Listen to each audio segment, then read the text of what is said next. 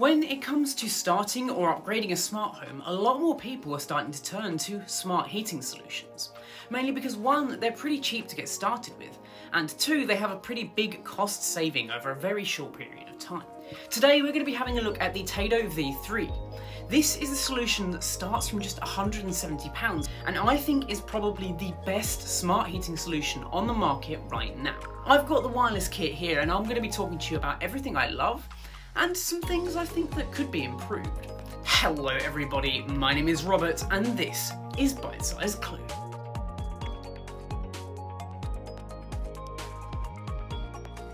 So the Tado V3 starter kit comes in two main options, both the wired and the wireless option. The wired option comes in at about £180, whereas the wireless option comes in at just £200. For the most part, choosing the wireless solution is probably going to be the better option here, but it sort of depends on the boiler as well. In the box for the wireless kit, you obviously get a wireless bridge, which unfortunately does have to sit fairly near your router. It is a wired solution, and it does mean just another hub that's going to be hanging off of your router. You of course get the programming unit, as well as the wireless thermostat. All three of these products look amazing. Honestly, I really like how these things look. They tend to just blend into the environment, and that is exactly what smart home products should do. When it comes to installation, installing something like a smart heating kit can be a pretty daunting task, but thankfully Tado has made it as easy as it can be. Honestly, I'm really not a DIY guy, but even I managed to understand and install this kit in under an hour. Jumping into the app, you're basically just going to activate all of the products, first just installing the wireless bridge, and then taking the programming unit. Finding your old programming unit is normally pretty easy, it should be fairly close to your boiler. In the app, you would then choose whichever programming unit you have. There are hundreds of choices in the app, and I'm actually really impressed.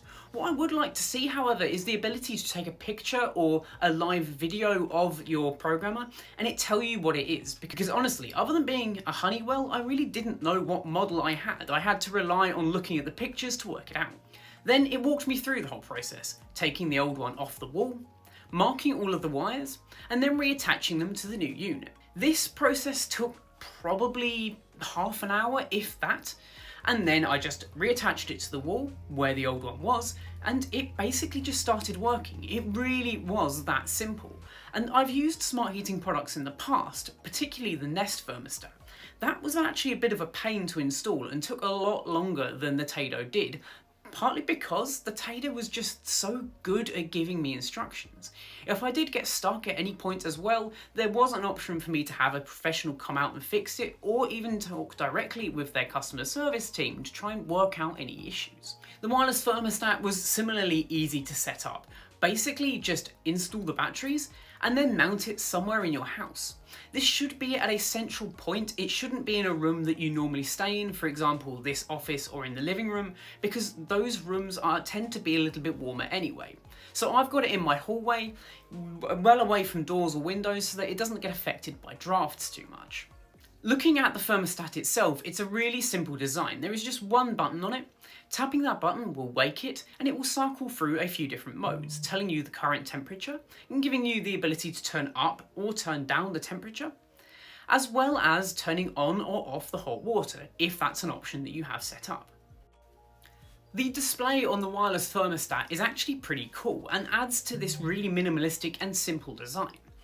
Basically, it's just an array of dots that will show up and show the temperature and a few very simple icons. It looks simple, it looks elegant, but when you don't need it, it just looks like a small white box, and I love this part of the design. As mentioned, the radiator thermostats and valves are an option as well, but these can get a little bit pricey, with them ranging in up to £200 for a pack of 5. But what it does mean is that you can manage each room individually and get your heating perfect without wasting too much money on rooms that don't need the heat. Older smart heating controllers like the Honeywell I have, it's pretty dire when it came to actually programming in temperatures and timings. Basically, I had an option of a single or a double. Single meant that it would turn on at 9 AM and turn off at 7 PM. Double meant that I could turn it on for 9 till 12 and then 1 till 9, for example. But this is definitely not the case with Tado. They make scheduling super duper easy. You can choose to do it on a day-by-day basis, on a weekday and weekend basis, or on just a general. And what you can do is you can set different time periods for set temperatures and for turning the hot water on and off. It is super intuitive, and we'll talk a little bit more about the app later. The app is where Tado really does come into its own.